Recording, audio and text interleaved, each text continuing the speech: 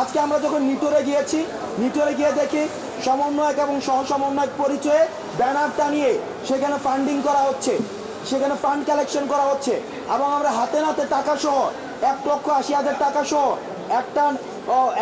একটা পক্ষকে আমরা ধরেছি। আমরা স্পষ্ট করে দিতে চাই, বৈষম্য বিরোধী ছাত্র আন্দোলন 5 জুন থেকে যখন আন্দোলনটি করছে আজকে পর্যন্ত আমরা কোনো ধরনের আর্থিক লেনদেনের সাথে সম্পর্কিত না, একটা টাকাও আমরা আর্থিক লেনদেনের সাথে সম্পর্কিত না।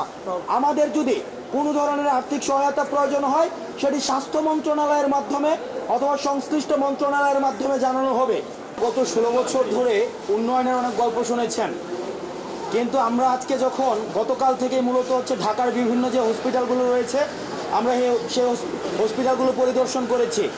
আজকে যদি আমি ঢাকা মেডিকেল কলেজের অভিজ্ঞতা আমি বলি, তাহলে আমি বলতে চাই আমাদের যে ফিলিস্তিনের রাফা ক্যাম্প রয়েছে না, এই ফিলিস্তিনের রাফা ক্যাম্পটি এটি ফিলিস্তিনে নয়, আমাদের বাংলাদেশেও রয়েছে এবং সেটি হচ্ছে ঢাকা মেডিকেল কলেজে। অর্থাৎ আমাদের স্বাস্থ্য ব্যবস্থা এতটাই ভঙ্গুর যে ফিলিস্তিনি রাফা ক্যাম্পের সাথে ঢাকা মেডিকেল কলেজের কোনো ধরনের বৈসাদৃশ্য নেই। অর্থাৎ বিগত সরকার আমাদের এই স্বাস্থ্য খাতকে জানাজা করে দাফন কাফনও সম্পন্ন করে দিয়েছেন। এই ভঙ্গুর যে স্বাস্থ্য খাতটি সেটিকে আবার পুনর্জীবিত করতে হলে আমাদের ইনক্লুসিভ বিভিন্ন ডিসিশন প্রয়োজন, ইনক্লুসিভ পলিসি অ্যাডপশন প্রয়োজন।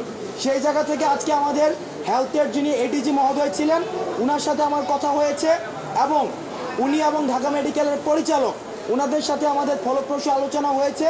ওনারা আমাদের আশ্বস্ত করেছেন যদি লাল ফিতার দৌরাত্ম্য না থাকে, যদি রাজনৈতিক আধিপত্য না থাকে, যদি কোনো ধরনের পলিসি ম্যানিপুলেশন না থাকে, টেন্ডারবাজি বা মাফিয়াতান্ত্রিক যে প্রবণতা, স্বৈরতান্ত্রিক যে প্রবণতা সেটি যদি না থাকে, তাহলে 90 দিনের মধ্যে এই স্বাস্থ্য খাতকে ওনারা জনমুখী স্বাস্থ্য খাত হিসাবে আমাদেরকে উপহার দিতে পারবেন।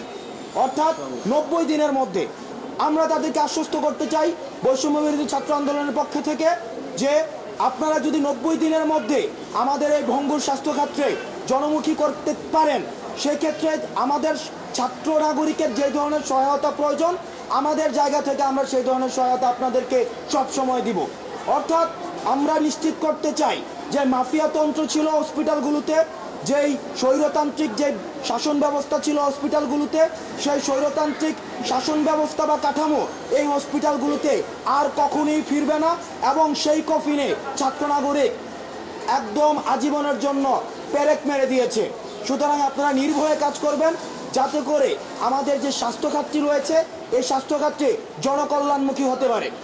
দ্বিতীয়ত আরেকটি বিষয়, সেটি হচ্ছে ইতিমধ্যে আজকে সকালে আমরা যখন গিয়েছি সেখানে গিয়ে ঢাকা মেডিকেলের পরিচালক এবং আমাদের এডিজি মহোদয়ের মিটিংয়ের মধ্য দিয়ে আমরা দেখেছি যে আমাদের সমন্বয়ক এবং সহ সমন্বয়কের নামকাওয়াস্তে সমন্বয়ক এবং সহ সমন্বয়কের নাম সর্বস্ব সমন্বয়ক এবং সহ সমন্বয়কের উৎপাত বেড়ে গিয়েছে।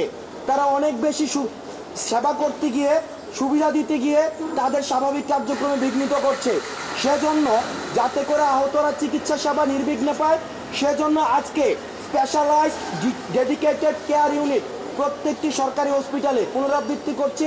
স্পেশালাইজড ডেডিকেটেড কেয়ার ইউনিট করে দেওয়া হয়েছে, যেখানে শুধুমাত্র আহতদের চিকিৎসা করা হবে এবং সেই চিকিৎসাটি হবে সম্পূর্ণ ফ্রিতে, কোনো ধরনের অর্থ লাগবে না এবং শুধুমাত্র চিকিৎসা প্রক্রিয়ায় নাই, বরং মেডিকেল ইকুইপমেন্টস যে ক্রয় করার ক্ষেত্রে সেগুলোর ক্ষেত্রে কোনো ধরনের টাকা লাগবে না।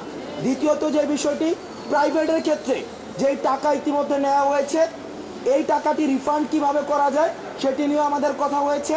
ওনারা আমাদের আশ্বস্ত করেছেন যারা ইতিমধ্যে প্রাইভেটে টাকা দিয়ে দিয়েছেন তাদের টাকাটি রিফান্ড করা হবে এবং পরবর্তীতে প্রাইভেটে আর কোনো ধরনের চিকিৎসার টাকা লাগবে না। অর্থাৎ আমরা যদি দেখি আহতদের চিকিৎসার সরকারি এবং বেসরকারি খাতের যেই সেবাটি রয়েছে সেই সেবাটি সম্পূর্ণভাবে ফ্রি করে দেওয়া হয়েছে, আজকে থেকে সম্পূর্ণভাবে ফ্রি। আর আরেকটি সচেতনতা, আমরা গণমাধ্যম কর্মীদের আপনাদের হচ্ছে সহযোগিতা চাই সেক্ষেত্রে। আজকে আমরা যখন নিটোরে গিয়ে দেখি সমন্বয়ক এবং সহ সমন্বয়ক পরিচয়ে ব্যানার টানিয়ে সেখানে ফান্ডিং করা হচ্ছে, সেখানে ফান্ড কালেকশন করা হচ্ছে এবং আমরা হাতে নাতে টাকা সহ 1,80,000 টাকা সহ একটা পক্ষকে আমরা ধরেছি আমরা স্পষ্ট করে দিতে চাই, বৈষম্য বিরোধী ছাত্র আন্দোলন 5 জুন থেকে যখন আন্দোলনটি করছে আজকে পর্যন্ত আমরা কোনো ধরনের আর্থিক লেনদেনের সাথে সম্পর্কিত না, একটা টাকাও আমরা আর্থিক লেনদেনের সাথে সম্পর্কিত না। আমাদের যদি কোনো ধরনের আর্থিক সহায়তা প্রয়োজন হয় সেটি স্বাস্থ্য মন্ত্রণালয়ের মাধ্যমে অথবা সংশ্লিষ্ট মন্ত্রণালয়ের মাধ্যমে জানানো হবে।